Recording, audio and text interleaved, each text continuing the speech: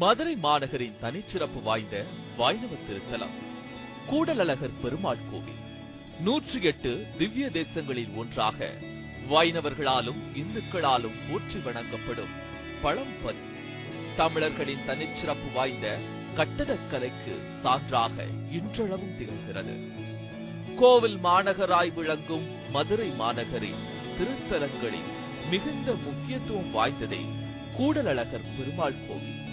5 கலசத்தோடு கூடிய 5 நிலை ராஜகோபுரமும் 8 பிரகாரங்களும் ஆண்டாள், சக்கரத்தாழ்வார், நவக்கிரகங்கள், ஆழ்வார்கள், ஆச்சாரியார்கள், மணவாள முனிவர்கள், ஆஞ்சநேயர் உள்ளிட்ட தெய்வங்களின் சன்னதிகள் இத்திருத்தலத்தில் அமைந்துள்ளன.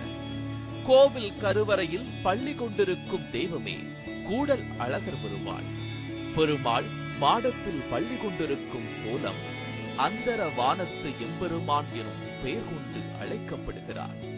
கோவிலில் உற்சவராக வியூக சுந்தரராஜ பெருமாள் உள்ளார். ஆழ்வார்களால் பாடப்பெற்ற 108 வைணவ திருத்தலங்களில் ஒன்றான இத்திருக்கோவிலை இந்துக்கள் போற்றி வணங்கி வருகின்றனர்.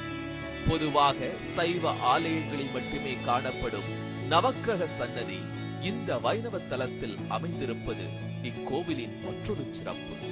அதனோடு சக்கரத்தாழ்வார் சன்னதியும் அமைந்திருப்பது கூடுதல் சிறப்பு.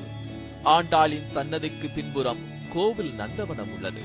இங்குள்ள தாயார் சன்னதியின் இருபுறமும் உள்ள தூண்களை தட்டினால் 7 ஸ்வரங்களை கேட்க முடியும்.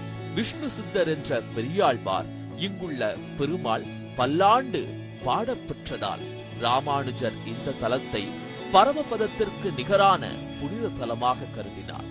அத்தகைய சிறப்பு வாய்ந்த கோவிலை நாமும் ஒருமுறை தரிசித்து கூடல் அழகரின் அருளமுதை பெறுவோம்.